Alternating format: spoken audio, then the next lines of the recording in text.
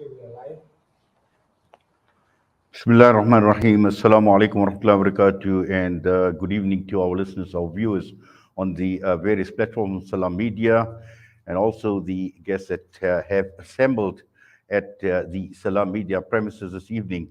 Now, we need to apologize. We have been running a bit late, but there were a few issues that we needed to deal with before running live with this broadcast. Now, the whole issue surrounding water has become a major issue, not only in Johannesburg, but right across the entire country.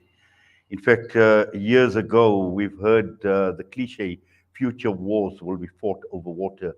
And this is how critical this has actually become. And sadly, in South Africa, for a variety of reasons, we see this huge crisis as far as water services are concerned, and the provision of good, healthy drinking water. Now, we also need to place on record that we have invited Rand Water to this water Indaba, and they have declined. And earlier on, we had representatives from Joburg Water, and unfortunately, they've decided that they cannot participate in this Indaba for the simple reason that Rand Water is not present to answer to some of the issues that they have, but also at the same time, they have not been mandated to appear or talk on media. So for that reason, we have been running a bit late and we caucused, but nevertheless, the program runs still, and it's still on schedule. And with me, we have got Professor Hemant Kassan, steering committee member of South African Water Chamber, global expert in water and sanitation with over 30 years of experience. Prof, thank you and welcome. We do appreciate your time and also your valuable input in unpacking some of the issues that we are faced with. And also we've got Zubair Patel, a community leader in the area as well. Zubair, assalamu alaikum and welcome to you as well, and to all the guests that have been assembled here this evening at the Salam Media premises.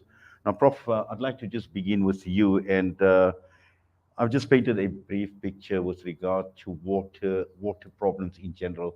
And in recent years, never have we experienced the critical water shortage, number one, but also in terms of the problems that people have experienced. And this is not only limited to the community of Johannesburg, but many communities right across the entire country. And just as an overview on how you see the situation as far as water, how it has evolved over a period of time, and why we are in a situation that we are faced with right now. Thank you very much. Much appreciated. Good evening to everybody present and to the listeners. Let me paint you a picture, is what you're asking me to do, of what the water and sanitation situation is. And let me start globally, and then I'll come to the continent very quickly, and then I'll go deeper into the South African challenges. There's an inconvenient statistic. 1.8 billion people don't have access to water in the world. The total population is 7.6 billion right now. There's an even more inconvenient statistic that you should know, that 2.8 billion people don't have access to toilets. This is the modern era in society we're living, right? Where are most of these people that don't have access to toilets? China, India. Where are most of the people that don't have access to water? Africa, South Asia, Latin America. So you actually, if you go to India, you have more people with cell phones than those who have toilets. This is the reality of the day. Now let's come closer to the continent. 43 countries in the African continent. Okay. Let's come to South Africa. South Africa is one of 43. South Africa, as you know, long-standing, if you look at any textbook on water, is a water-stressed country.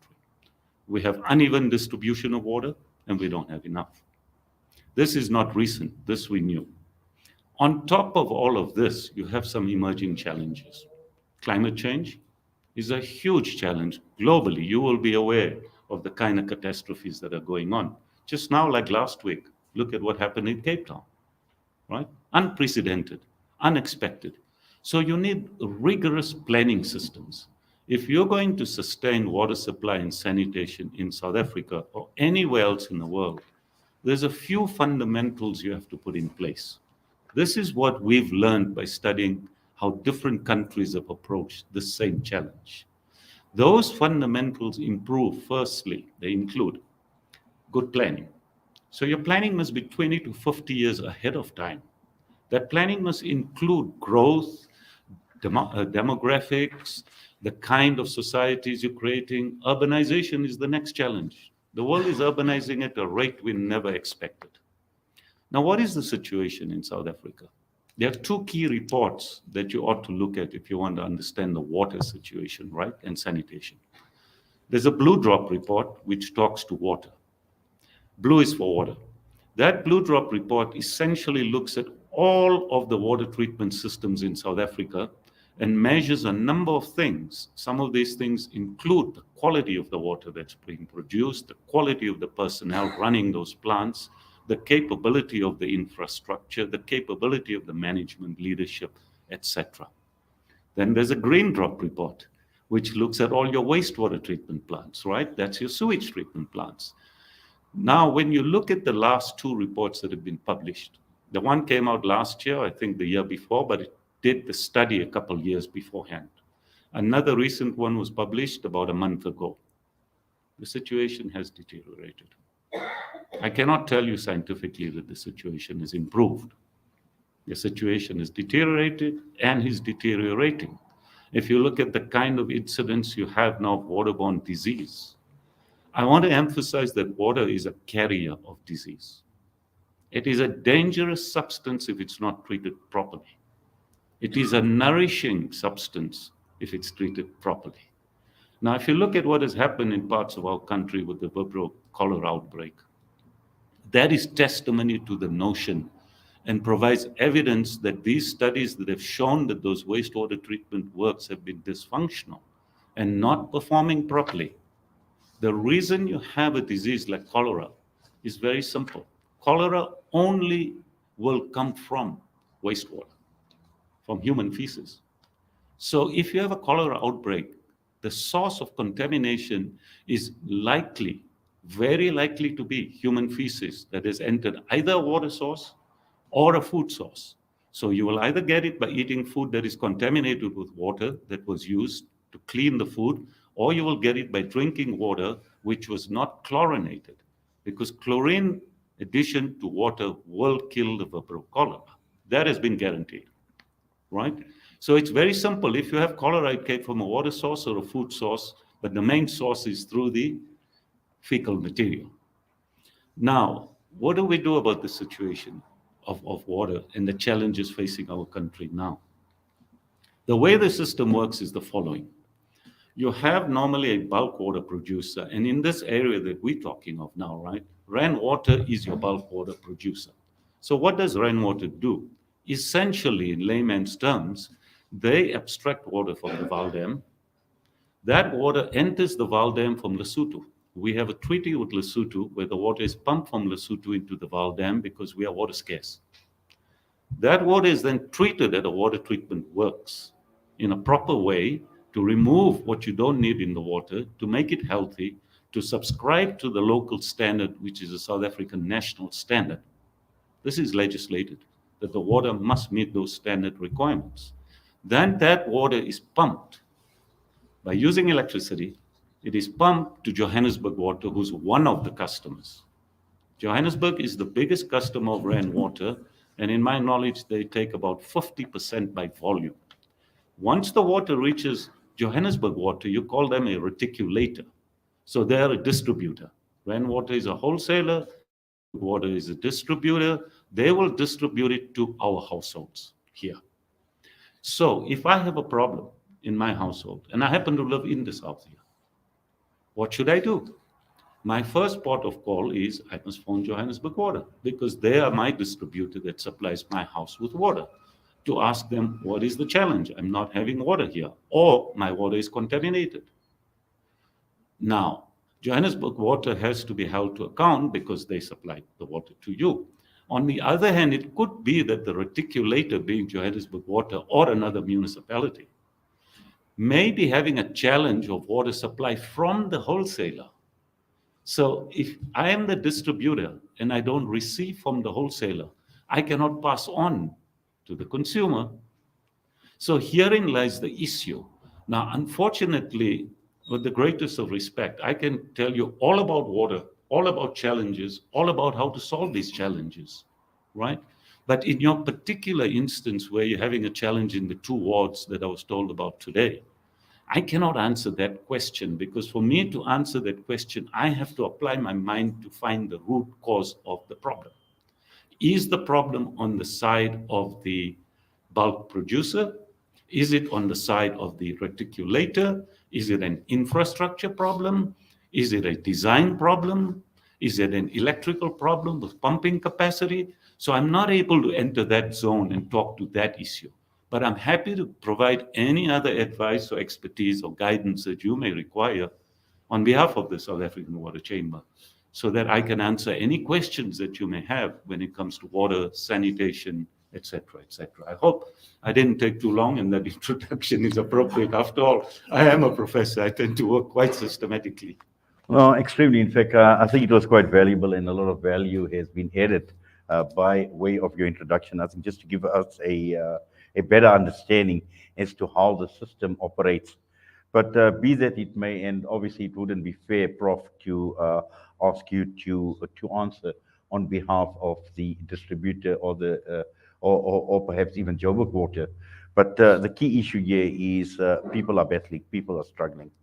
And this is the reason why we've got Zubair Patel here as well, just to look at it from a community perspective, because this is a community we know for months that have been battling with the problem. We can go back to March. We know the protest action that had taken place as well. The month of Ramadan was a very, very difficult month for many residents in the area as well. So Zubair, I'm sure that, obviously Prof may not be able to answer some of the questions, but you've had interaction with the likes of your local councillors. And sadly, the 3 councillors that we had invited to this meeting have told us that they are in chambers, and they're only going to be out at 10 o'clock. So none of the councillors are available. But I'm sure you've been in touch with the powers that be. You may have even spoken to the likes of Joburg Water or even Rand Water. So if you could just take us through some of these engagements so that we can actually take this discussion forward. Look, I'm not at liberty because I didn't arrive here with a position where I'd spoken to both the supplier and the distributor for me to get an understanding of where the precise problem lies. So I don't want to speculate on that. What I can give you is I can give you some examples of how things can go wrong, right? And one I'd like to quote is, you can imagine, for example, if you're trying to pump water from the 2 big treatment works that Rand Water has, right, in the very south of Johannesburg in the Vereeniging area. We pump that water in this country. It's interesting that this is the only country where, because of the discovery of gold, we needed water, right? But the water is not where the gold was discovered. The water is 60 kilometers away. So that water from 60 kilometers away has to be treated and then has to be pumped uphill. You can imagine the amount of electrical capacity it needs to pump water uphill through those pipelines. I can also give you a sense of perspective in your mind that some of the pipelines are like 3.5 meters in diameter. So there's a lot of power that's needed. So obviously, if there's a power failure, in inverted commas, you're unable to pump. Once you're unable to pump for any reason, be it power, be it infrastructure, be it whatever reason, you cannot fill reservoirs. For example, Rand Water has about 54 reservoirs of their own. Johannesburg Water has a whole number of reservoirs of their own. Now, you receive water in your household from water that is stored in the nearest reservoir. So whichever area you're living in, there's a reservoir. If that reservoir is not full for any reason whatsoever, you will not have enough pressure for that water to reach your house. Now, if there's perhaps infrastructure repairs being done, and the drawing of the water from your house is higher than the rate of which the reservoir is filling up, you can imagine the reservoir cannot fill. And if that reservoir cannot fill, the high-lying areas will not receive the water because it needs to be pumped up. The low-lying areas may receive the water. So it's a question, if you sit as a water service provider, as Rand Water or a Johannesburg Water, you can imagine that we have an intricate system of all this pipeline that's underground. It's like spaghetti underground. And then you have all these reservoirs all over the place. And somebody and some system has to be so up to speed with knowing exactly what the flow rates are, exactly what the reservoir levels are for every reservoir, to make sure that the reservoir levels don't fall below a certain percentage. That entire system has to be balanced. If that system is not balanced, then there will be some areas that are going to be sacrificed. And that is what is being experienced at the end, at your tap right now. The reason for that sacrifice, in inverted commas, or lack of water supply, I am not able to apply my mind because I don't have all the information in front of me. Should we have all the information in front of us, we can then decipher what is the root cause of the problem and how do we get in to fix the problem so that the water supply is uninterrupted, right? So in essence, what I'm able to do is give you an understanding of how water system work, how a sanitation system works, and why in instances people don't receive water. It's unprecedented. It is winter. I'm given to understand, particularly in this area, Ward 54 and 55, I was told today, it's some 10 days that you have not had water. 14 days. And this is unprecedented. It's not normal, right? It's not normal. 21 days in March. It's not normal. You know, it shouldn't be acceptable because you're residents of a certain municipality.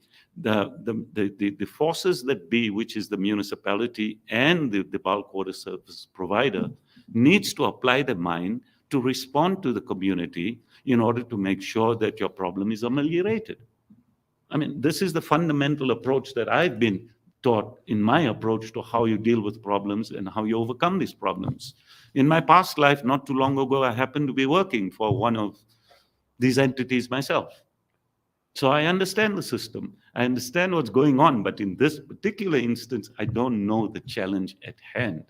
Had I known the challenge, I would be very happy to engage. For example, if all the parties were around the table, on behalf of the community, I would be happy to ask the right questions so that I can get an understanding on your behalf, given that I have the expertise to get to the bottom of the problem in order to unshackle this problem and make water available to communities. Absolutely. Zubair. Thanks for that, Prof. I think it was very, very insightful. It's such a pity that Joburg Water, neither Joburg Water nor Rain Water are here tonight, because essentially that's what we're here for. We need answers. You know, the community's been battling in these wards, as we mentioned, 54, 55, and so on, going on for weeks. Now, going back to March, like they pointed out a few minutes ago, we had a 21-day cutoff. You know, the impact on people's lives for 21 days, you know, you can make do without electricity. You can work around it and you can plan your life a bit. But cut water off for 21 days, it is absolute havoc. You can only plan that much. You can only get to a water tanker that many times. You can only rely on being mobile and getting to bowl so many times a day. Now, how much water do you take? How much water do you take home? Where do you store all the stuff? You know, it's ridiculous. Sanitation, and as Prof pointed out just now, you know, there's countries in the world where they don't have sanitation. We are not in that position where we don't have sanitation. We're paying rates and taxes. We're paying for the services. We need to have the water flowing. I mean, this is unacceptable by both Rainwater and Joburg Water, that we as the public are in the dark. We're not sure who is in charge of what infrastructure, who needs to take responsibility for the valves that govern the reservoirs, you know, which way the waters are flowing. That's not our place. That's not our space. You know, they need to get together and figure this thing out between them, and then come back to the community and give us answers. Now, from a layperson's perspective, standing on the outside, all you see is lack of accountability, because nobody is taking responsibility for anything. If Joburg Water points to Rainwater or Rainwater points to Joburg Water, everybody puts their hands up. and then they just walk away from the issue, and it's supposed to sort itself out. Now, that's never going to happen. In any corporate business around the world, any company around the world, if there isn't accountability, the thing falls to pieces. Joburg Water and Rainwater are no different. It's just that they're government-owned entities. Okay, Rainwater, I think, is a private entity, but Prof can stand to is a state-owned entity as well. So, but again, good corporate governance is needed in that space. Without that governance, we're going to have these problems. So as we sit here right now, I mean, who oversees the subcontractors? Do the subcontractors, who are they accountable to? When a shift is over and the guy signs off the job card, is the job done? Is it left over for the next guy to come at night? Do we wait till the next morning again? There's just so much loose ends. And it's a constant battle by the entire community. We talk about moms and parents, mothers especially. They go to work during the day. At the end of the day, they come home. There's kids that need to be bathed. There's food that's being prepared. There's in homes where people are now arguing between each other. And it's not their fault. It's neither the husband's fault, neither is it the wife's fault, but it's there. And these are just issues on the side. The direct impact on people's lives on an everyday basis is just flowing off the backs of Rainwater and Joburg Water. And we definitely need them to be in these type of briefings, because Prof would have asked the pertinent questions. And those are the answers we need. We've got an issue going on in Ridgeway now for the last umpteen days. And what's happened is that when the water was opened a couple of days ago, there was a major pipe burst. And with that pipe burst, we lost pressure in the area. So although we were getting some water down in Ridgeway Extension, there wasn't pressure building up in the system. So you had people with low flow, you had people with better flow. But if you're not feeding the bottom section, there isn't the backfill, and the system is not being charged all the way up. Now, the system not being charged, the guys lying in the higher areas, they're not going to get water. But having said that, that problem was resolved for 5 or 6 days. We're now back to square one because another pipe burst right across the road from the old one. And now having a look at the infrastructure as they're opening up the ground to fix the water there, that's a sad state of affairs, because you can see that is piping that needs to be replaced at some point. Now, Joburg Water's got their budget. It's their infrastructure. They need to come and tell the community, this is our plans, this is what we're going to do over the next umpteen years. We're going to be replacing X, Y, and Z. Once we know where we're going to, it puts everybody's mind a bit at ease. Until such time, everybody's in the dark. It's constant bickering and arguing between people, and it's not even our fault. If we don't pay our rates and taxes, our water and lights at the end of the month, I promise you it doesn't take them a week. It does not take them a week. They will be in your place in 24 hours to cut you off. So in the same way, we expect delivery. They will never give you a discount on anything. They're not going to come to you and say, listen here, guys, you haven't had water for a week, you haven't had water for 2 weeks, take a 50% cut in what you normally pay. Unfortunately, so everybody keeps paying. There's townhouses being built everywhere. Now, what happened in the last umpteen years, we don't know. We're not sitting in that circles within the town planning environment and so on and so forth. But these things put pressure on the infrastructure. And, from what we can see, these things are being signed off all the time. Houses are being built, constantly new developments coming up. But is there the actual budget going in, and is there an upliftment of the infrastructure to meet that development? And it's not going to get any easier. The population is not getting any smaller. Prof pointed out the numbers earlier. It's getting bigger. It's getting, the urbanization is growing at the rate of knots. And the current infrastructure looking after the current population is not being seen to. So we need some definite answers from these guys. And you know what? Giving us tankers every day, yes, that eases the plight a bit, but that's not the answer. Yes. Zubair, I just needed to understand what level of engagement have you had until now with the likes of your councillors, Joburg Water, or even Rainwater? Because Rainwater declined, and our producer Salila was told that the reason why they declined is their involvement would only be when they know of an impending water cut. Okay, and at this point in time, there is no water cut, so they wouldn't want to get involved. So that was their reasoning. Joburg Water, as I mentioned earlier on, their non-participation is they have not been mandated to talk to the media and to be part of a broadcast that is going out. And that has been their position, and obviously the fact that Rainwater is not present. So just to understand, because this is a problem, it's not happened now. We know of the protest action. We know what had taken place in March. Salah Media had covered that protest action as well.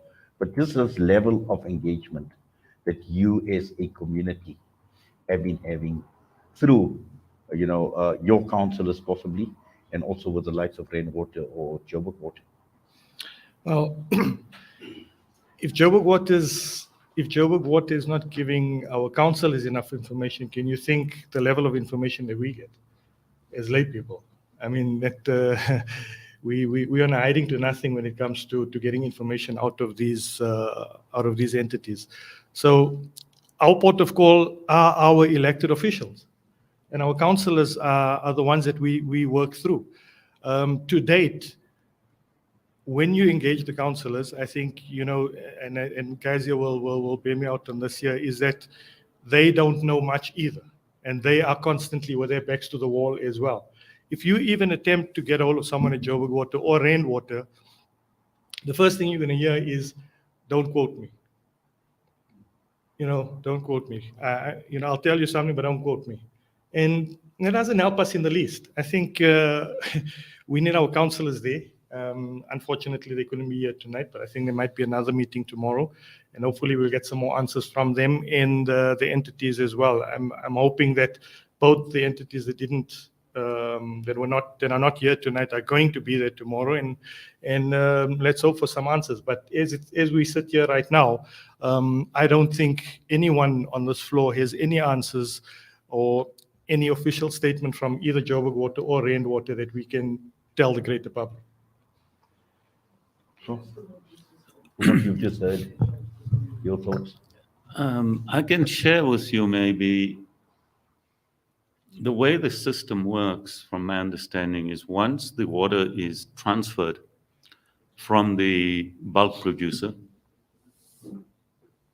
past the meter to the municipality, it is then the municipality's responsibility to distribute it to your household, right? And they get metered and they get billed, and the municipality then pays every month. Now, whether the municipality is receiving the total amount that the producer is contractually bound to supply them, I don't know that, okay? Because that's a key determinant. Are they receiving enough in order to pass it on to you? Then whether the reticulator, the municipality, is having challenges of their own with their own infrastructure, be it their reservoirs, be it their pipelines. And you're sounding more and more like a water expert, because clearly you have indicated that the pipeline infrastructure is not in a very desirous situation, to put it diplomatically. Yes, the infrastructure is aged. This is not a peculiar problem again to South Africa. Even that situation exists even in the USA. But that's where the planning comes in. That's where the maintenance comes in. That's where the timeousness of the maintenance comes in. That's where the proactiveness comes in. So if I go back and relate to you, what are some of these key ingredients I mentioned of the countries that are able to overcome this challenge and supply water 24/7, 365 days a year, world-class quality? That's what you aspire to receive as a consumer, right? What do they do? Well, one of the key things is they have good corporate governance. And you can study all the reports in the world. In my experience from my global work that I've done is the number one reason they find for failed water and sanitation is corporate governance. You need to have good corporate governance. Then you need leadership. Then you need skills. Then you need planning. Then you need all of these good things to happen. And if that cocktail is not in position, you're going to not have the 24/7 supply, etc., etc. Now, the way you go about repairing infrastructure, are you reactive or are you proactive? The best countries in the world are proactive. And you will find that even during times of hardship, when they have disasters, if you look at Japan, for example, how many times has Japan had disasters? But isn't it amazing how they bounce back? So they have the appropriate disaster management to know how to bounce back and put that country back together, right? So when you have disasters like we've had recently with water-related disease, do we have that capability? Are we able to bounce back? Are we able to answer questions? Are we able to tell the community exactly what is the source, what is the problem, when will it be sorted out, etc.? These are the kinds of expertise that you need. That expertise some may argue, is somewhat lacking in this country. Some will argue that there is a lot of expertise that is perhaps not being tapped into in this country. Because if you think back, this country used to have 24/7 supply. This country used to, and I was part of ensuring that in this region, particularly in this region, and particularly through the bulk producer that supplies this region, that the quality of water was world-class, right? That the quality of our technology was world-class. That what we were doing, people were coming from all over the world to come and examine how deep down in the southern tip of the African continent were you able to do this in this way? And that was the same situation with Eskom. Exactly the same situation with Eskom. Now we find ourselves as communities sitting here in the evening without water, asking ourselves, why don't we have water? And now we have the community representatives saying to us, the people that ought to account for why we don't have water are not accounting for why we don't have water. You know, the word hasn't been used, but as I'm sitting here, I feel helpless. I'm an expert, but I feel helpless because I'm not able to help this community, because I'm not able to get to the root cause of the problem, despite my intelligence, with all the effort that I'm willing to put into solving the problem. And therein lies a problem in itself. That if you have the intelligentsia of this world unable to apply their mind to solve a problem, I mean, that in itself is a drastic problem. Correct?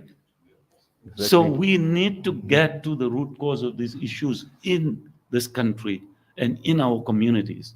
The notion that we all have to become independent and have our own boreholes and have our own sources of water is not sustainable. No. With the unemployment rate in this country, with the economy the way it's going, that's not a sustainable solution. At the same time, as a water expert, I have to also caution against, be careful how you treat water. Be very careful. It's not something you want to just take for granted. It can make you sick and kill you. People die through waterborne diseases. So this is not something that we just kind of sink a borehole and say, okay, we have a borehole and we'll connect it to our tap and we start drinking the water. Or you rely on some service provider or another who says, well, you're going to have to spend all this kind of money to put all this type of system in, and then your water will be as good as distilled water. Well, why is it that we don't drink distilled water? The reason we don't drink it is because it's made for batteries. It's not made for human bodies. There's a difference as to what we ought to be doing with these things. So in as much as we would like to assist, I think that the conversation that needs to be had here is the one that you rightly attempted to put together. That this radio station indeed tried to put together. You want to have all the players around the table.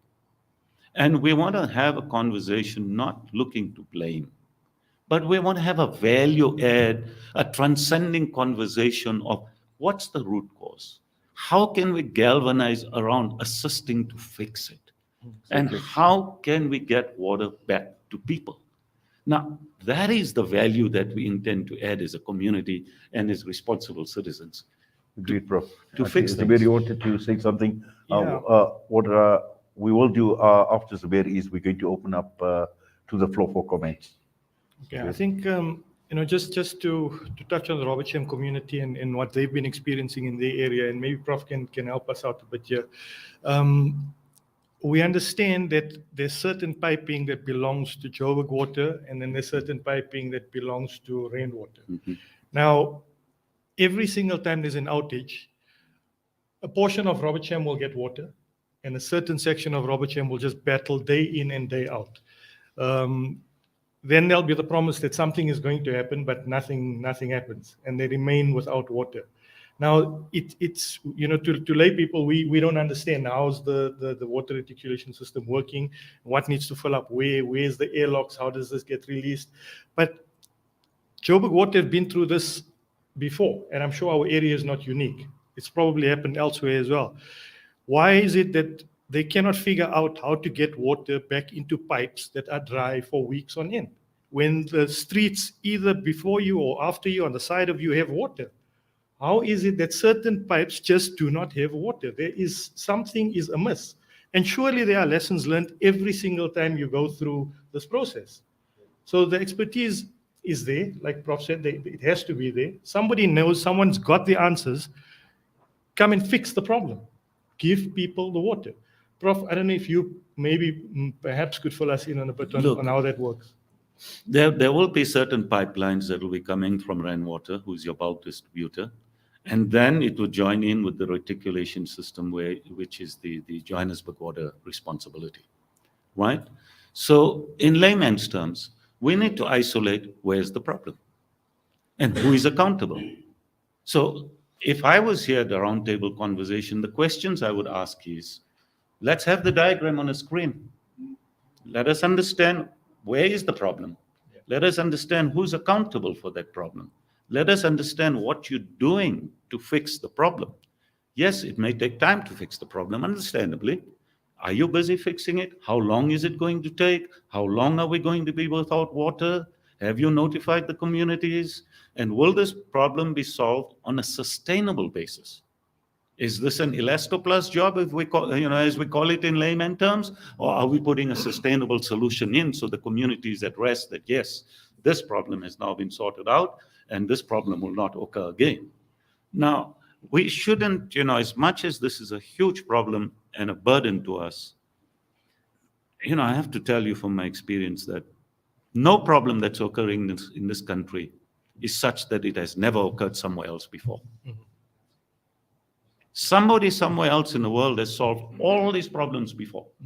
So sometimes I find that we find ourselves or we place ourselves in a situation where we think we are peculiar with these problems. There is no peculiarity here, I can assure you. And if there should be the notion that these problems are peculiar, I can assure you that there is expertise all over the world to solve any one of these problems in this country. Some of the networks that I belong to and the professional associations have expertise across the globe of the best in the world. So there is no problem that is insurmountable to the human being when it comes to water and sanitation. I'll tell you what is the number one ingredient I forgot to mention to you before governance: political will. If you have intent and if you have political will, even without money, we have found communities across the world that have empowered themselves and solved their problems on a sustainable basis. I can give you examples of places in the world like Vietnam. I can name you one place called Phnom Penh, where this municipality, what happened is for many years, their water loss, which is another challenge in this country. By the time Rand Water pumps the water to Johannesburg Water, and then Johannesburg Water pumps the water to your household, sir, at least 45 to 50% of that water is leaking into the ground because your infrastructure is in such bad shape. So what is actually going on in South Africa? As a householder at my house, I am paying a bill for 50% of water I don't receive. Now, that's one thing that I don't receive the water and I'm paying for it. But the superordinate value of taking good quality drinking water and having it leak down the ground in a country that has no water, This is a cardinal sin in our business. It should not be happening. So political will is important. Expertise is there in the world. If we can amass the right expertise, get to the bottom of what the problem is, I remain optimistic that we can fix problems. But we're going to have to galvanize as communities in South Africa, focused on fixing problems and holding our elected officials accountable. At the end of the day, they're accountable to us. They have to tell us what's happening. And if they don't know what's going on, they have to go and find out and be empowered in terms of what is happening. Otherwise, what do we end up with? We end up with conversations like this, which sound to an extent debilitating. And don't quote me. Exactly. Yes, what we'll do is we're going to open up the floor now for comments. And yes, I see there's a hand. In fact, the lady here. Let's go with ladies first. I see the hand behind. If you could just introduce yourself and then, yeah, go ahead. Okay, Assalamu alaikum. Good evening to everybody and the listeners. My name is Sumaya and I'm from Irma Street in Robertsham. I just want to elaborate on what Zubair said. It's basically not sections of Robertsham, it's just certain streets, which is more confusing. Because Irma Street goes sort of down and adjacent to it is Altum. Altum always has water, whereas Irma doesn't. And then you leave few streets again, then they have water, and then you leave few streets again, and then they don't have water. So basically what we're asking is, why are these 18 to 21 streets always affected? We can't seem to get an answer from then till now. A simple question. Why is it just only those streets? Well, according to them, they say we're being fed by the tower. What happened before the tower? We were being supplied fine before that. Ever since they put the tower up, we've been having issues. We haven't had issues before that. So is it only these 18 to 21 streets that are being supplied by the tower? That's why only these streets are being affected? Or, like I said, you know what? We're not going to get answers here tonight because the main parties are not here. They refused then, they refuse now. So we really don't know what to do. I've had a brain stroke in Ramadan the last week. I'm not supposed to be lifting heavy things. My son and my husband had work during the day. So I've got to lift the 25-liter drums myself, which is affecting my health again. Now, who do you hold responsible for all of this? Because there's no one here to give answers again. The last time, I think 2 days after the protests, the water came fine. So they clearly know what they're doing. So why don't they just come straight up and tell us, okay, you know what, we're restricting these people, or we're restricting you, or it's the water shedding, or whatever it is. It's really becoming very, very frustrating. Last time, like Mo Ali says, 21 days. Now it's 14 days. Then it was Ramadan. Now it's our 10 days again, big days again. What does a person do? Really, what do you do? It's frustrating. It's really frustrating. Leave me. I mean, what about the elders? The old age homes? How are our elders managing? Leave my health, I can still manage. But I mean, think about our elders. We need answers. I mean, Joburg Water was right outside the door and ran away at the last minute. Like, really? I mean, that's not fair to the community. There's total and utter disrespect from Rand Water, I would say, and Joburg Water itself to the community. Total disrespect. Jazakallah. For this, Mayor. Yes, the gentleman.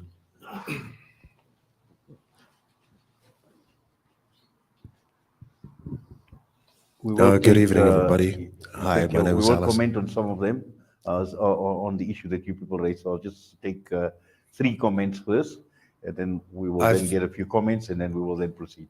Okay, hello, my name is Alistair Gray. I'm from Ormonde Residents Association. I've got 2 questions for the Prof. The first question is, in your opinion, are the people that are at the top of Rand Water and Joburg Water, are they competent, in your opinion? Okay, or are they part of a political logjam? Okay, so in other words, are they caught between the government and the community? The second part of my question is totally different. What is your opinion on the tiered system of water billing? Because if you have a household, it can have anything from like maybe 2 to 8 or 9 people living in the one house. And yet, the more water you use, the more you are billed. How are we supposed to deal with that as a community? Because it's grossly unfair. It's like going to the petrol station and saying the first 10 litres in your tank is at 25 Rand and the next 20 litres is at 50 Rand. I can't get my head around it, and I just wanted to find out your opinion on that. Okay, thank you. Yes, just one more, and then we'll ask Prof to think just come in here, Brian. Okay, all right. We'll come back to you. Assalamu alaikum. Good evening. Just a question for the Prof, please. I think in March, when you guys were out for 21 days, we were out for about 8 or 9 days, right? Rainwater issued a statement that they lost 200 million liters of water. I just want to say that number again, 200 million liters of water. The question is, how do you lose 200 million liters of water? Thank you. Okay, all right. What we'll do is we'll just get the answers first, and then we'll come back for the next round of questions. Okay. Let me start with the easiest ones first, right? So this notion of 200 million liters, let me give you some perspective in terms of quantification. On average, rainwater will pump about 4,500 million liters of water a day. That's called 4,500 megaliters a day, right? That is the average supply. I think their ability to supply max is probably around 4,700 megaliters a day in terms of their capacity. So when you talk about 200 megaliters is what you're talking about. In the scale of 1 day supply, that's not a whole lot relatively, right? And now if somebody says they've lost capacity on 200 megaliters a day, there's one of many reasons why you can lose that. It could be something went wrong in the plant. It could be the power went down. It could be an explosion on the power side. Any one of a number of things can happen in a system that can make you lose that. But that 200 out of 4,500 is not significant in my language of understanding. Okay. Now the second issue was the tiered billing you talked about. Okay, we refer to that as a step tariff. It's a step tariff, if you can imagine steps in your mind. So you start with lower cost, and then the rationale here is the more you use, the more you pay, right? And it's very steep. That's why it's steps. You're going up the steps. The rationale for that type of tariff in the countries where they use that tariff is that it's punitive for the high users, right? The more you use, the more you pay. If you use a whole lot, you pay a whole lot. Now, that is there in order to change behavior for people to use less. Does it work? Well, you know, the jury is out on that. And I can give you a classical example of what happened in Cape Town during the so-called Day Zero experience that they went through. That punitive tariff, step tariff, was actually stepped up to make it more punitive, right, at the top. But the people at the top who were using the water, they actually didn't stop using substantially much water because they could afford it. So whether it works or not, the jury's out. But that is the system of tariffing here in the municipalities. Your other question, the vexed one. Just before you move on Yeah. to the last one there, I think just on that particular point as well, if you have the punitive step tariffs in place, it is only effective if the meter is actually being read Correct. and you billed properly. Yeah. The estimated billing that the city puts through on households month in and month out is most likely most people are overpaying, and there's probably a handful that are underpaying. We're not even going to talk about the people that are not paying at all. But again, you can have as many punitive measures in place, but it's reliant on the job actually being done to apply those measures. Yeah, absolutely. Absolutely. If you're not measuring it accurately, then you're not getting billed accurately. And if you're not collecting your bills timeously, and you ought to be collecting, good municipalities should be working around 95, 98% collection rate. If you want to run a viable municipality, you must ensure that your billing and your collection are not the same thing. You could be billing everybody, but you could be collecting only half. That doesn't keep you viable as a business, as a municipality. Now, your question that you asked, which is a very vexed question, which is, are they the people in the leadership in for example, Water and Johannesburg Water? Joburg Water is a municipality, it's a metro, and we have many in the country. Water is a bulk utility. We have about a dozen odd of those, or slightly less. Another one is Umgeni Water in Durban, Mahali's Water, etc., etc. I don't know that it's my role to comment on their competencies. I have confidence in my competency, yes. I can assure you of that, and you might even go further and ask me, why do I have confidence in my competency? I have that confidence because I have worked this sector globally. So the only way that I can benchmark myself as a professional, or I think any professional can benchmark themselves, is on a global level. Who are you comparing yourself with? So if you aspire for excellence, then you have to compare yourself with people who are the best in the world. And Can I put in one quick question, please? The videos that are doing the rounds, Yes. the guys filming the water meter, yes, as the air rushes through it, are they? Okay, let me ask you that again. The videos that are doing the rounds at the moment on social media, where the air is coming out of the system after the system is filling up with water again, are they something to consider? I mean, should we be checking whether our water meters are actually going haywire? And from what I've seen, a flow meter goes very slowly, but when the air is rushing through it, obviously the veins inside the flow meter are turning at very high speed. We're the ones who are going to end up paying for that reading, and I wanted your opinion on that. okay. I can Thank you. give you a very simple layman's method to check your meter, right? Okay. I'm not a plumber, but I happen to have to do this myself in my own house. So it's something we have to learn to do, and it's good for people to know how to do it. All you need to do is, at your mains, the mains, which is normally outside your house at your meter, there's a tap, right? If you close that tap, what that means is you're not allowing any water from Joburg Water to come into your property. Once that tap is closed, and if you go to your meter, that meter should not turn. It should absolutely not turn, because there's no water flow now. If that meter turns, something is wrong. Something is wrong if that meter keeps turning, right? Because there is no flow now, on the one hand. So that is a very quick way to check whether your meter is indeed working. On the other hand, you could have a leak either before the meter, which means it's not your responsibility, it's a municipal responsibility, right? And that leak will not be picked up by that meter, because your meter will only read water that goes through it.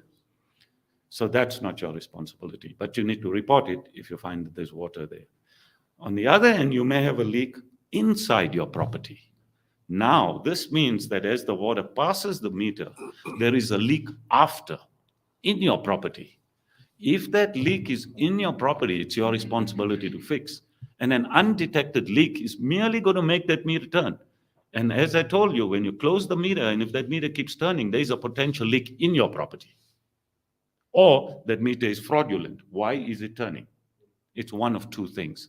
So you want to check that so that you don't get unnecessary bills, which are really going to cripple you at some point. Have you seen the videos? No, I have no knowledge of that, so I'm not going to comment precisely on that. So at the moment, with Yes. your water supply, Yes. only air in the system, Yes. the meters are going berserk. You see, that I hear you, I respect what you're saying, but that's a very odd situation for me to interpret, because it's a water meter, it's not an air meter. I mean, this thing shouldn't turn with air, it should turn with water. Right? At the same time, I have to tell you that some of the pipelines, when they do repairs, etc., and especially the bigger pipelines are not designed to be without water. Okay? Right? If you have a big pipeline of a 3.5 meter diameter and you have to fix something, etc., you have to drain the pipeline. It's a big job. You got to do it. And then you have to scour the pipeline. You need to make sure that no sand has gone in so that there's no bugs getting in there. There's a whole procedure to this. But pipelines are not designed to be dry. So even if I was a Rand Water or an Amgeni Water or a Makhali's Water, and for example, I have to start turning the valves in my system to start balancing how much water goes where and how, etc. The systems in this country were not designed for that. It has not been designed for that. It creates more infrastructure problems, because when you turn those big valves, the spindle can break in that valve. And if you break that spindle, you will not get that valve to turn anymore. It's going to lead to other challenges. These are all the emergency measures that people are using to try and balance systems. But this is not how you balance sophisticated systems. You need to have proper technologies that can do this on an automated basis, etc. So these are not manual systems that you can play with. The size of systems we're dealing with, especially here in Gauteng, you cannot be doing this type of thing on an ongoing basis. It will hurt your infrastructure. Yes, can we just, we'll come back. Assalamu alaikum. My name is Mo Ali. I'm the convener of the Robertsham Action Group. Now, as you know, we've been facing tremendous problems for a long time. I just wanted to raise a couple of things. Firstly, we had submitted a petition to the Johannesburg Water. We did not get a response from them because, in fact, they were given 2 days to respond. We said 7 days, be easy, let's give you some opportunity to respond. Firstly, they refused to respond to us directly and said to us that they would respond to the councillors. And of course, we didn't get no response.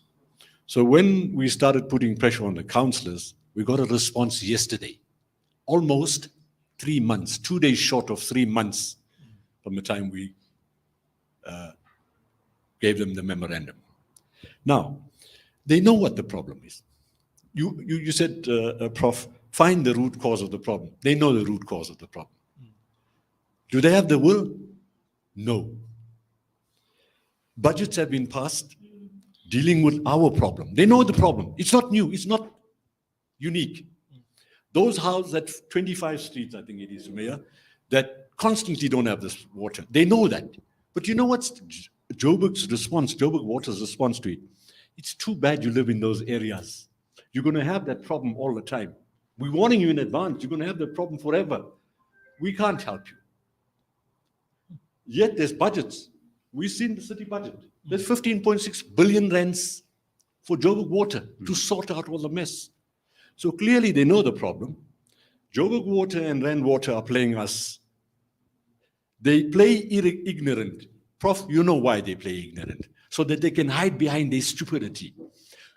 Our councillors, we try to hold them accountable. The councillors are not holding these bureaucrats accountable. These are the guys that do the work. It's not the councillors who provide the water, it's those bureaucrats that provide the water. But where the councillors are failing us is that they are not following up on these people. When we had the problem previously, we expected the councillors to be able to sit on them and say, my community is in trouble. Give my community answers. Let's find a problem. We suggested to them, the city, Joburg Water, work with us. Because as you said, Prof, this problem is here to stay, water problem. We all have to manage it. And by the way, I think Robertsham community will teach you how to bath in a 10-liter water. Sure. We are experts in how to save water. I hope that we continue as a community to do that. But the point I'm making is that we are starting to become conditioned to this type of, right? Just like we've been conditioned to the power outages, water, and as you pointed out, Prof, these people are playing us. They are shutting off one community so that they can provide another community. Rand Water is unable to provide what it's supposed to be providing. And as you rightfully pointing out, nobody knows whether they're providing the right amount that we pay for. They don't know that. But that's our problem, and we are not getting answers. The second response from Joburg Water is, it's not our problem, it's Rand Water problem. Now, we've heard this constantly. Every one of the community organizations that have taken them on have got exactly the same response. Excuses, hundreds. We have a group, the Robertsham Action Group, and I can tell you in the last week, about 6, 7 different excuses we got for the same problem. From different councillors, we get different responses. Now, this is what's happening, right? So they're playing us against each other. They know what the problem is. They don't have the will to fix it up. Now, that's apart from what I wanted to raise with you, Prof. I'm saying, firstly, thank you very much for coming to our community. We really appreciate people who have the knowledge on water, and especially those people who are prepared to come and assist us. As a Robertsham community, we want to work with you, Prof. We would like to know how we can work with each other to be able to sort our problem out once and for all. The South African Water Chamber is a very important instrument. We think that you could put lots of pressure also on the powers that be that provide human water. Lastly, I want to call on Salam Media and everybody else here. Let's make sure that we take this matter to the Human Rights Commission. Water is a fundamental human right. We are being denied a fundamental human right. Nobody cares, Prof. I know that you're not the person, but Prof, you like a psychologist right now for us. We're talking to you because we just feel good to talk to you. Nobody cares about our problem. We go to Joburg Water, Rand Water is a problem. Go to Rand Water, Joburg Water is a problem. We don't know who to approach. We approach the councillors. The councillor says, our hands are tied. It's these guys who are responsible. But what I want to know, how, Prof, your organization can assist our community in managing the problem as well. We're going to have this problem for a long time. We don't have any hope that these guys are going to fix our problem up soon. There's budgets, and I can tell you in your community, you know that in the IDP program for the last 10 years, they've always had some type of budget to sort out this problem. But have they sorted it out? No. Where's the money? Angas. We don't know what happened to the money. There's money budgeted again now for this thing. What's going to happen to that money? Because there's no will for them to sort this thing out. We want to take this matter up to the Human Rights Commission. And if the Human Rights Commission is hearing us, we don't need to come to you. This is a human right problem. You should be approaching us, the communities, to find out what is the violation that you are facing? Where is the prejudices that you are facing? So that you can take up the matter on our behalf. But as institutions in our country, we have to run around, seek help from everybody. Nobody wants to come and assist us. Right? This is the problem that we constantly face. Lastly, let's have that contact, Prof. We want you to assist our community. One is, yes, we want to save water. We want to use water sparingly. We understand, especially out of the crises that we felt, we understand the importance of water. We want to work and save water. We want every community to be provided, every household to be provided at least a basic amount of water. And I mean, you know that. They claim to give us 6,000 liters of water free. How many of you got 6,000 liters of water free every month? How many of you actually use 6,000 liters of water every month? Now, we've been given a lot of hogwash. We want these councillors to hold Joburg Water and Rand Water responsible. Our local councillors need to take this up to the city council. They need to take this resolution to those council meetings and saying, my community wants answers. Rand Water, Joburg Water, you give my community answers. They are failing us. So bureaucrats are sleeping. We are facing the crisis. We've come to the point, and Prof, just to alert you and to alert everybody else, we are holding a meeting on Saturday, the community of Robertsham, at 2 o'clock in our famous Under the Big Tree. You all know, right? And we are planning action. We've come to a point where we're tired. I mean, we've tried to be decent. We try to be very civil. We march very civilly. In fact, with nice buckets in our hands, please give us water. We were civil. But we've come to a point now where the frustration, I mean, Ziad has pointed out, there are household conflict because of water. Correct. I mean, people are fighting with each other in their own homes because of water. I mean, you know, children have suffered. There's a lady in our community that says, at 5 o'clock every morning, I need to take my 2 young kids out of the house, cold, all the way to Homestead Park to have them bathed and bring them back here so that they can go to the preschool next door. I mean, this is what my community is facing. And nobody cares. You know, I want that point to be driven to these. Joburg Water, the mayor, the councillors must know that what you are saying to us, go to hell. It's your problem if you live in those 25 streets. You chose to live there, you live with a problem. We're not going to come and sort your problem. But the message that must go out to them, this is the last time you're going to fool us. We are tired as a community. Watch us when we start taking action. Watch when the tires start burning. That's when people are going to take us seriously. In March, when we marched there, you're right, Sumaya, 2 days later, not one of us complained about water. Full capacity. I mean, pressure was there. I don't know where it came from. I don't want to thank the divine, but maybe it was divine intervention, because suddenly we got water and full capacity. It's not like the low pressures that we are facing now. So at the end of the day, a couple of things. We want these councillors to account to us. We want these councillors to go to council and make sure that the budget that they've set down for this thing must be used. 3, we want them to hold these bureaucrats from Johannesburg Water and Rand Water accountable. They are running away. They are ducking from us. I mean, you saw the show this afternoon. They were right outside here. Ignorance, arrogance of, you know what? I believe they play ignorant because it's an easy way to pass the ball from one to another without anybody taking responsibility. So we want levels of responsibility. Councillors, this is a warning to you. If you do not give us answers from these bureaucrats, we're going to hold you responsible. 1. We're going to hold those bureaucrats responsible. 2. And if there's anything that happens in my community, if there's one death, it's on your hands. One death, and it's happening. You know, it's not directly related. And I must tell you this, one of our community members was picking up a bucket of water and she tore a whole spleen. Yes. She passed away a few days after that, by the way. Maybe not related to that. And we don't want to claim that it was related to the water issue. But that alone shows you the type of consequences that our community is facing because of some bureaucrat at some level who is unable to come here and talk to us and simply tell us, this is the problem. Nobody's been honest to us. Nobody's approached us with integrity. We have never got tangible answers for any one of our problems. What is this? What is this? So this is the warning we're giving to these guys. You better sort out our problems or we take to the street big time. And this time, we're not going to take half-baked measures. We don't want this water to be restored for 3 days and then taken away. We want permanent solutions to our problems. Thank you very much.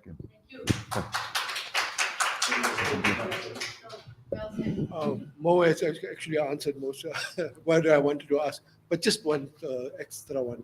It's all got to do with loop back feedback. That's what is most, it goes around that. We're not getting answers to our problems. We're asking questions, but we're not getting answers to them. We're not asking. First thing you need to tell us is that, yes, we acknowledge your problem and we see this is the problem. That's what we wanted. Now, hence, since we're not getting loop back, we become civil engineers, water engineers suddenly. And we came to the conclusion to say, these 15 streets out there are sitting on a reservoir. And the ones that are getting water are getting from the tower. Now, that's very easy assumption to make because we know that's a pattern. Now, our question then to them is, short term, can you get us onto the tower? We want so if that loop back is there, we will know. And from what I gathered from behind the scenes, the cost of putting that pump, which is needed to feed those that are not getting water, is minimal. It will be covered by the budget. So if we're not going to get feedback, if you feedback to us, or if you can solve a short-term problem and you lower the noise. That's what we're getting at here. Because the noise is heightened up by those 11, 15 streets specifically. So on the short term, look at that or give us some answers. No, that's not feasible. Something like that. we have to look at the long-term solution, because that gives us some confidence that you are interested. So, Jazakallah khair. Jazakallah for that. And then just one more. Then next door. Assalamu alaikum. Thanks, Prof, for all the info that you gave us. I'm Dr. Zaini Khan. One thing that I want you to ask, apart from other things, is the one thing, a request we used to constantly make, that you explained that, in order for water to flow, they need to have these areas powered, obviously needing electricity. Why was all these stations, all these areas were not exempted from being load shedded? Because every time we had a problem, they would tell us, now we are not going to get water being pumped out of the towers because we're being load shedded. So one of the things everyone asked was, why are we not being exempted from that? So you circumvent the problem. So you actually don't have the problem. Clearly, we know what's the problem there with ESCOM. The other thing is, when we had a protest action the last time, and we were at JHB Water, and a woman were really vocal, if you can hear us. When we had that problem, we had the police called on us. It was a really peaceful protest. We had the JMP, we had everyone called on us, including security of JHB Water. When these guys came, a couple of the security guys actually turned around and told us, women who are in the front, why are you complaining? Why aren't you putting JoJo tanks in your yards? Right? And we were really felt affronted at that time. So my other question is, are they trying to force us to put JoJo tanks or to put boreholes? Because currently, if you look into the Robertsham area, everyone's drilling a borehole, and it's not solving the problem. And the other thing I wanted to know is that we've had all these questions, and clearly JHB Water and Rainwater is not taking the community seriously. The other thing, if you look at the Twitter feeds and you look at all the posting we're getting from Rainwater, it's basically like copy and feed, and the dates are changed. Yes. You're getting the same messages over and over again. And our councillors, unfortunately, they're not here because they should be held accountable, don't answer us. So we had this action group when we all busy working, and we silence our phone and we put our phones on again. There's over 600 messages on there. People are so furious. Unfortunately, we don't have our community here because it was more a closed meeting. But I can't tell you how angry people are in the community, not only us 20 streets, odd streets that are affected all the time. I'm talking about the rest of the community, because over and over, we are having this problem with water. The other thing is, it is flu season. And I can tell you, and cholera, we as a doctor have been asked over and over by people, is our area going to be affected with cholera? Because Hammanskraal was so severely affected, and people saw the death rate that was going higher and higher. So they were scared. They said, are we going to be affected? Look, we've had E. coli in the area. So we've had severe gastroenteritis amongst people. But if you look at people that had influenza in their family, I mean, you can't have a hot bath. You can't bath your children. You can't do washing. You can't do laundry. You can't do your basic human things. And apart from that, you get youngsters who don't want to use we're used to a shower. You have to bucket bath. And we all had to learn that, and in a good way, we learned to limit water usage, and we've learned to be, as a community, we actually have been very water conscious. But I mean, we now at the moment really need answers. And I was so fed up. I was the one saying on the group, we need to protest. Because my helper actually told me, she says, look, people in Soweto are saying, what is wrong with you people? We may not have water for 1 or 2 days.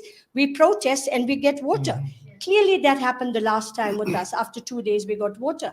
But now, if all our complaints are on deaf ears, if Rainwater is not respecting us as a community, don't respect our councillors, the other option is, do we have a class action? Do we actually go the legal route? And that's what I actually think. 2 things. One, we go the legal route. The other one, we hire private water engineers and solve our problem ourselves as a community. Because clearly they're not going to be doing anything for us. Shukran for that, Doc. Well, yes. Okay. I was asked by my wife when I got the call today. She was like, you don't normally do this and go on TV and on radio and comment.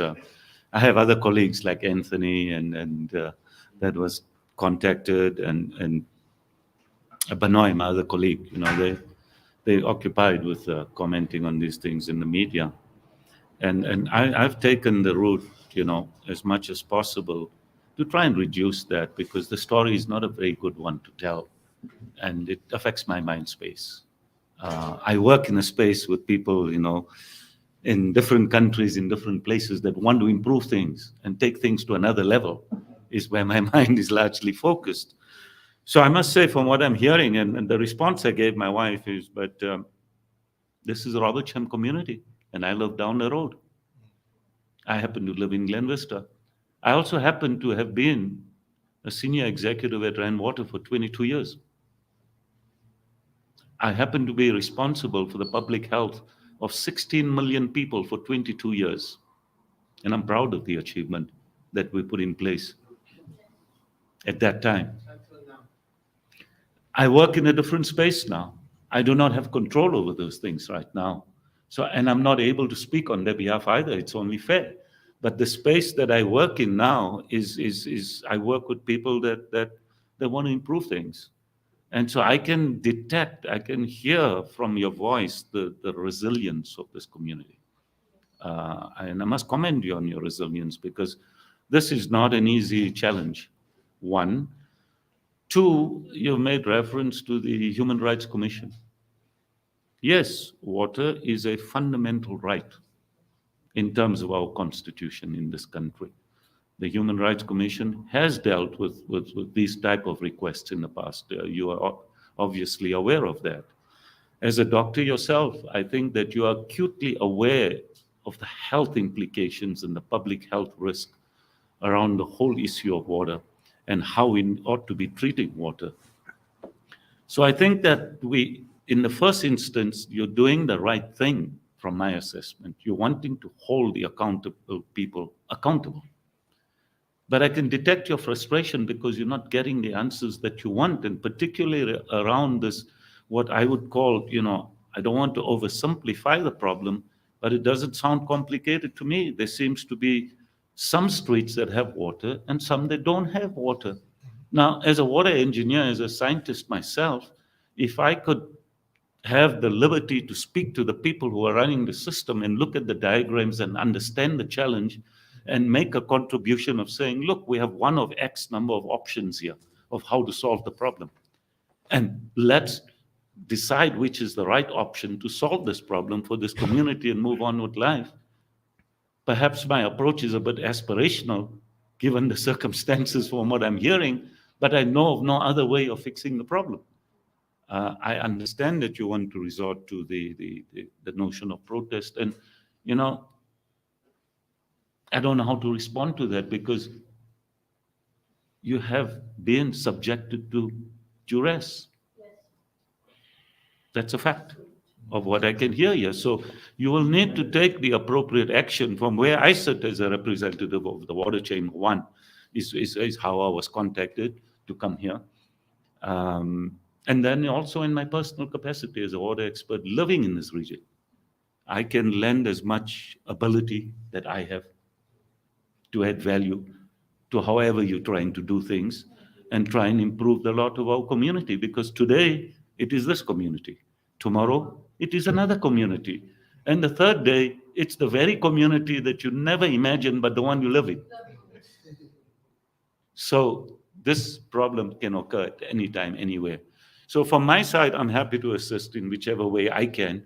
And should you be unsure about what solution to offer, or I can even mobilize expertise if I am not aware of which way to go because of the network that I have and the expertise that is in my fold, etc. But fundamentally, this problem has to be resolved, and it has to be resolved sustainably, because we cannot have this problem resolved for 2 weeks and you have the same problem again. That's not how we intend to live our lives. I would never have imagined as I sit here today that in my career that I would be addressing a meeting like this where people don't have water. That's not what I worked for all my life. But be that as it may, we have to address it. We have to take on the challenge. And it is what we're sitting with right now. And we must learn something from it. And clearly, the learnings that your community has encountered with how you get by on less water I think are some teachings you could share with the world. Because there are places where they're really, really struggling with less water on a continuous basis, and they may be able to imbibe some of these practices and make their little water stretch them a little longer. So I want to thank you for the opportunity for me to come and address the gathering. I'm sorry I don't have the solution today. I would have loved to have turned up here with a solution and wave a magic wand and walk away from here saying that the problem is solved. But I do believe through dialogue and through us working together, we've come through a lot in this country. We've come through a whole lot. Some of us that are older know more than some of us that are younger. And if we could come through those challenges, then surely we can put communities together and make sure that our water is flowing. Because water, at the end of the day, colleagues, water is life. Definitely. Thank you, you. Prof. Zubair, you wanted to add? I think just on a final note, Prof was speaking now about the solutions to, finding the solutions to some of these problems. Now, just to touch on the reservoir matter and the assumption that some of these streets in Robertsham are feeding off the reservoir as opposed to the tower. We in Ridgeway Extension, which lies on the other side of the N12 and lower down, we definitely feed off the reservoir. We know that for a fact. And the problem is when that water is open up, and your Prof will probably give us a better explanation on this, it comes down with such a force from this reservoir that lies at this level down to the level where we're at. And this is causing the infrastructural problems where it's popping and bursting in different places.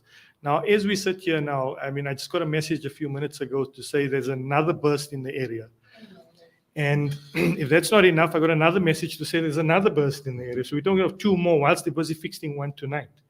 And I looked at that before I came to this meeting. I had a look at that piping. You can see the corrosion. So yeah, it's quite scary. That budget will have to include an infrastructural upgrade for this area in order for our water issues to get some proper answers.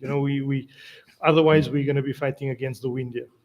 And then just one more comment on the cut and paste situation with the councillors and Joburg Water. This is an everyday problem. Within minutes of a press release from Joburg Water, you get a councillor that contradicts the press release, and you get a few minutes later another councillor contradicting the first councillor. So that's all going in a circle. Can you imagine the frustration? You saw the frustration here now. Now you put that information out to 500-600 people in a group, and you're going to get some serious language. This is the tip of the iceberg, actually. Yeah. If you speak to communities, like we've had elderly people who told us, we can't pick up those 25-liter buckets. Sure. There's a tanker. You go to a borehole, you also inconveniencing your neighbors and people that have boreholes. And if it was not for the generosity of our neighbors, we would really be in dire straits because then we're buying water. I've seen like older people in the community who says, they sustain back problems, they got injuries, they can't carry these buckets, people can't carry it up the flats. And we've had such a wonderful initiative from youngsters in the community who went around actually fetching water and actually delivering to people that couldn't. We had the Roshni community who came out the other day as well, Absolutely. who was distributing water and also giving 5-liter drinking waters going out to homes, which we say a huge thank you to them as well. But if you actually have to speak to people, the inconvenience of them moving their children at night or even in the mornings to get them showered, to bring them back, to dress them warmly for school, it's ridiculous that we've had to endure all this for so long. No, I agree with you. It is entirely unacceptable. One. Two, in terms of what you were saying, with the pipes that are bursting given high pressure, etc. It's going to be important going forward that the solution must be sustainable for this entire area. It's not about the 5 or 6 streets or 7 streets that are not getting water that will suddenly get it if we do something drastic, so to say. It's about making sure that that's going to be sustainable for the next 20 to 30 years. So we need a total solution to understand the infrastructure, the nature of the infrastructure, the quality of the pipelines, the strategic asset plan that is in place, when will what be replaced, what is the program for the next few years. That is how we need to approach. When you approach a problem like this, you need to approach it on an integrated basis so that communities don't every few months have to think about getting aggressive and have an uprising. You want to know that you are assured of a sustainable water supply going forward. Thank you. We'll just take one final comment. Okay, I don't know if this can come as a conclusion. My name is Zabi, and I run a catering business from this area. Yeah, it's affected my business, but more so, I'm going to come talking as a community person, from somebody who cannot afford a borehole, somebody who cannot afford a JoJo. And we have health issues. And how do we help ourselves? And like Zubair said, it's literally causing family issues, problems. We can't do our normal everyday kind of things. And it's affecting us mentally. I actually had to go to a doctor to go onto a darn mental tablet so I can cope with my everyday doings. And this is how detrimental it is to our lives with a basic thing as water. Do you know, today my husband actually told me something to the effect that, how can you ask the neighbor for water again? I'm embarrassed. Literally. And I can understand where he came from. Well, I can empathize with you, ma'am, entirely, because I was recently invited to give a talk, which I couldn't make, but they asked me to talk on the subject of what is the impact on mental health of load shedding, the lack of water, etc. And, part of what I do in my life is I was intrigued by human nature and the human spirit. So I studied a lot about how the mind works and what makes people different. And so I also coach people in that respect. And when I sat down and I was thinking about this, I said, this is not a normal society. It is not normal for you to experience these kinds of trauma. It's traumatic. That it creates, the anxiousness that it creates. And, some people are more blessed in the sense that they may have a solar system. Yes. But let me tell you, you can run, but you can't hide. Because see, if I have a solar system in my house and I think I'm okay and I don't need to know when it's load shedding, the minute I wake up in the morning and I want to go to the gym, I'm already trapped, because if the gym is load shed, I cannot do my gymming. It comes and haunts you. So we are all together in this intricate web, and we're going to have to work together, and we're going to have to emerge together out of this. If we're going to deal with these challenges on a one-off basis, which is going to create this class diversification based on your ability to pay and to buy solutions. And so your neighbor may have a borehole, but you don't have a borehole, and now you don't feel good about asking the neighbor for water, but the neighbor is happy to share with you, etc. Those solutions are not sustainable, one. Two, this idea of a JoJo tank, JoJo tanks, if you ever been to India, when you land at Mumbai airport, and in the city of Mumbai, and you look up, welcome to Mumbai. Every building will have tanks on it. That's a traditional thing in India, because the average water supply in India used to be 3.5 hours a day. Is what you call intermittent water supply. So people had put the tanks on the roof. So when there was water supply, the tank gets filled. So when you're showering, you think that there's water supply. It's the water coming from the tank, right? Now, I want to ask you a simple question.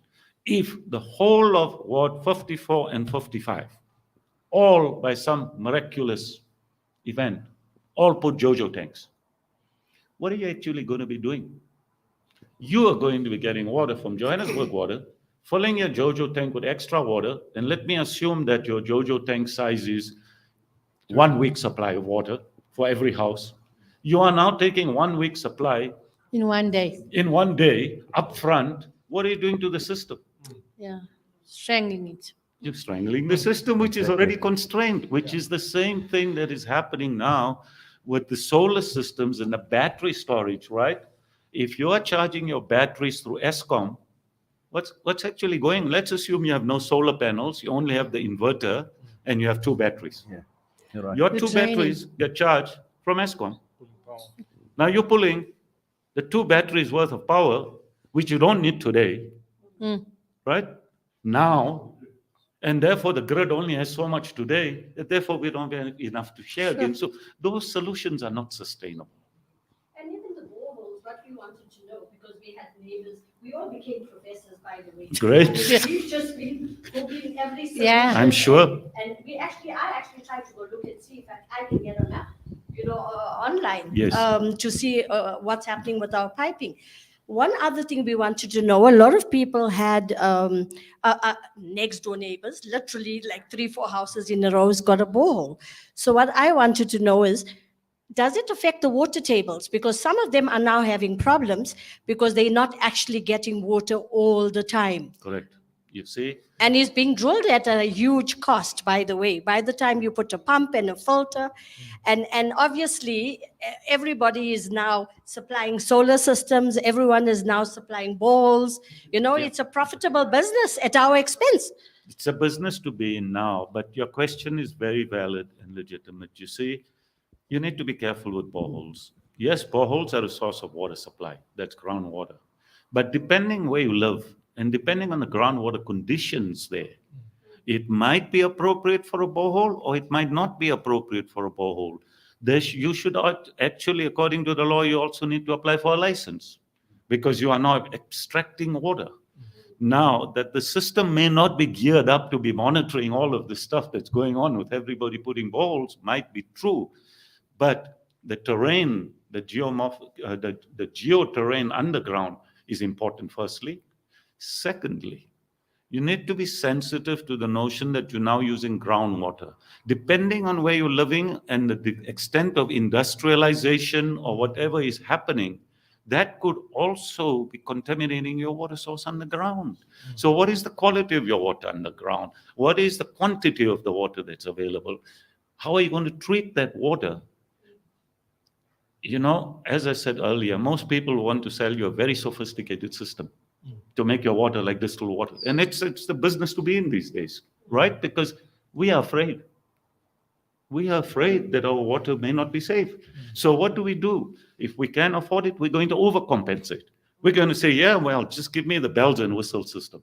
That's what I want, the best one, the most expensive. It might not be what we need. And who's selling you the system? Are they knowledgeable enough, etc.? They are all newcomers to the business, right? Yes. So you need to be careful. There is a place for boreholes, and there are countries where groundwater is very important, and perhaps in this country we haven't used enough groundwater as we should. And Cape Town, in particular, the solution that was suggested before the day zero, many years before day zero happened, was that they tap into the aquifers in the groundwater, but that was not executed. And then came day zero, etc., etc. Well, thank you. Yeah? We also need a mining belt. You're also on a mining belt here, yes. Exactly. This is in the industrialized zone. Yeah. Well, thank you for that, Prof. In fact, it's been an absolute pleasure having you and also Zubair Patel. And unfortunately, we were unable to get some of the key players, and I know many of you are disappointed. And I think so are we as Salam Media as well. And we look at it as a media organization that is based in your area. And that is why we've taken this responsibility as a media organization to highlight your plight, your challenges. And I'm sure we will have a lot more engagements with the community of Robertsham as well going forward, inshallah. But as I mentioned, a bit disappointing that the elected representatives, the councillors were not present, rainwater and the pullout on the part of Joburg Water as well.